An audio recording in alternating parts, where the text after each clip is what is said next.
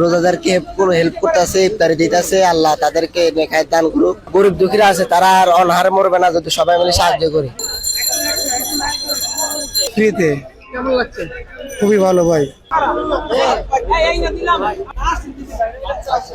আমি দেখা যাচ্ছে মিরপুর থেকে আসছি, আমি আসছি এক ঘন্টার ভিতরে কাম ব্যাক করতে পারবো এরকম প্ল্যান ছিল, কিন্তু এখন আসলে আমার যাওয়া হইতেছে না। তো আলহামদুলিল্লাহ এখন আমি এখান থেকে নিয়ে যেতেছি, এটা ভালো হয়েছে। গাড়ি চালাইতেছি ফ্রি চালায় তাদের আমরা উপকার করতেছি, তাদের বিনা উদ্যোগে দেওয়ানোর লাগে আমরা নিজেরা খাটতাছি। 1 মাস পুরা রোজার 1 মাস, ঈদের চান রাত পুঞ্জ একবার 1 মাস পুরা খাটাইব। এটা একান্তই ব্যক্তিগত উদ্যোগ।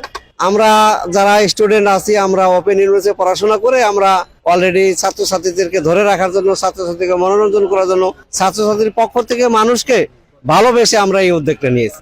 আজকে ঢাকা কলেজের উদ্যোগে হচ্ছে। ছাত্রছাত্রী, শিক্ষার্থী, ঝরে পড়া শিক্ষার্থী এবং মানব সমাজের জন্য, অর্থাৎ বিশেষ করে বাংলাদেশের যারা ঝরে পড়া শিক্ষার্থী তাদের জন্য আমরা বিভিন্ন রকম কর্মসূচি নিয়ে এসেছি। তারই একটা মানবিক কর্মসূচি আজকের এই পবিত্র মাহে রমজানে সাধারণ জনগণ যারা রাস্তা পথে ঘাটে আছে, তারা যারা ইফতার আয়োজন করার সুযোগ পাচ্ছে না, তাদের জন্য ইফতারির ব্যবস্থা করে দেওয়া। ইনশাল্লাহ মাসব্যাপী, এটা আমাদের ব্যানারে লেখা আছে। আর এই আয়োজন হচ্ছে সম্পূর্ণ আমাদের নিজস্ব অর্থায়নে, এটা আমরা কারো থেকে অর্থ গ্রহণ করি নাই।